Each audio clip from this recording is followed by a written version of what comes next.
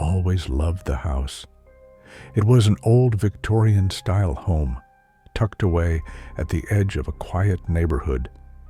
The kind of place where you could easily get lost, where every corner seemed to hold a secret. I'd moved in a year ago, hoping the isolation would help me focus on my work and escape the noise of the city. The house was spacious, with an eerie charm, but something about it always felt a little off. I just couldn't put my finger on it. The first time I noticed something strange was about 3 months after moving in. It was late at night, and I had been sitting at my desk, working. The only sound was the soft hum of the refrigerator and the occasional creak of the house settling. But then I heard it, a faint thump followed by what I can only describe as a low whisper. I froze. My heart skipped a beat. It was coming from somewhere beneath the floor. I glanced down at the wooden boards, half expecting to see something crawling out from underneath them. But there was nothing. The whispering stopped as quickly as it had started, and I chalked it up to my imagination. After all, it was late, and I was tired.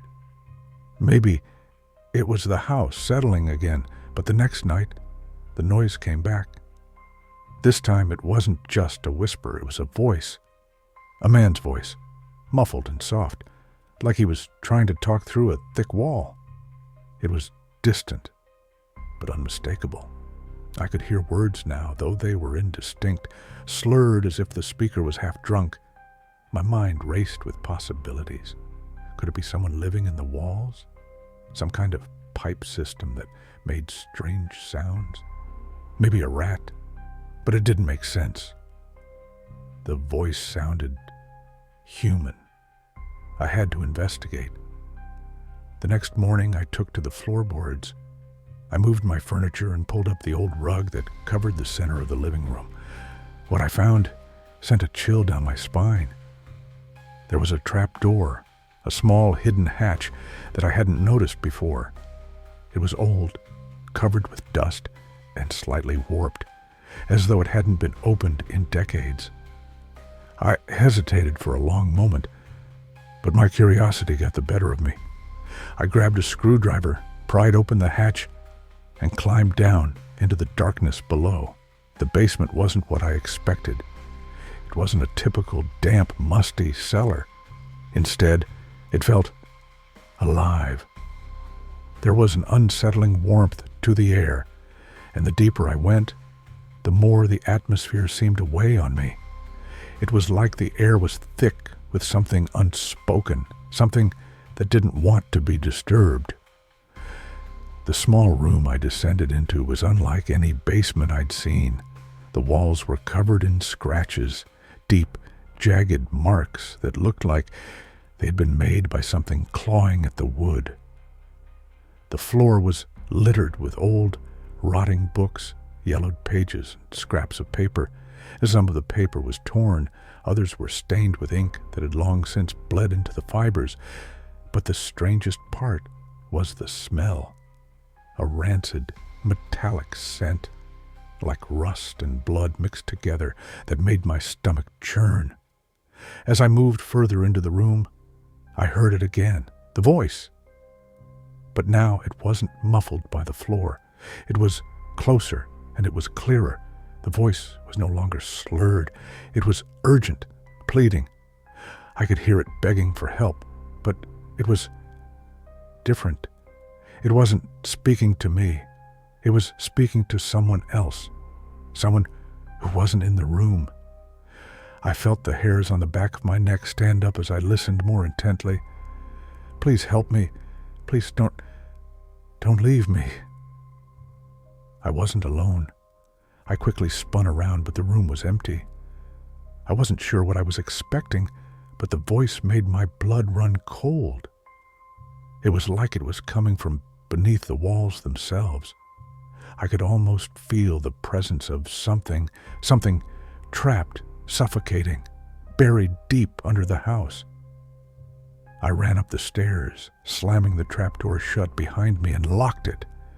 For days, I couldn't shake the feeling that the voice was still there, still echoing through the walls, reaching out to me.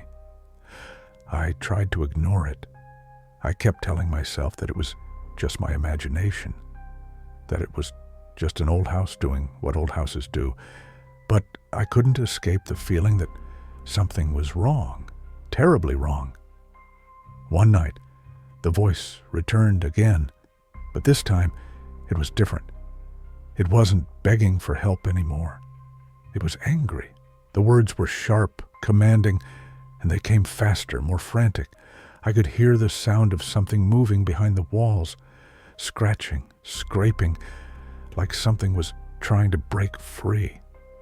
My heart pounded as the voice grew louder, and then it stopped. Silence.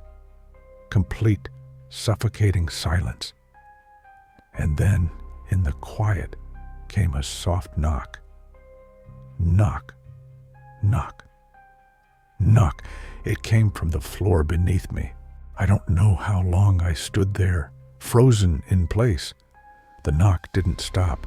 It grew louder, more insistent. I moved toward the spot on the floor where I had first heard the sound. But this time, I didn't go down to the basement. Instead, I grabbed a hammer and started pounding at the floor, my hands shaking. I wanted answers, but now I wasn't so sure I could handle them. That's when I saw it.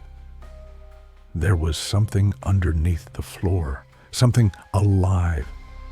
It shifted beneath the wood, the floorboards warping as something tried to push its way through. The air became thick with the smell of blood again. The voice returned, louder this time, its words now twisted, distorted. It sounded like it was laughing, but there was something wrong about it.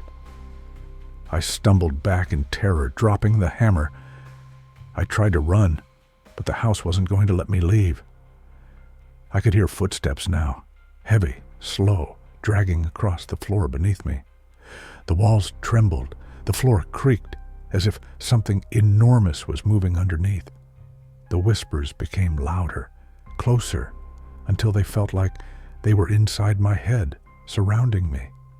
I couldn't breathe. My vision blurred. My legs buckled and I collapsed. When I came to, I was lying in the center of the living room. The trapdoor was open again and the floorboards were broken. I don't know how much time passed before I got up. The voice was gone now, but I felt it. It was still there. I grabbed my things, left the house, and never returned. I still don't know what I heard that night. All I know is that the voice came from somewhere deep within the earth, and that whatever it was, it wanted something. It wanted to be heard, and I'm terrified that someday it will call out to me again.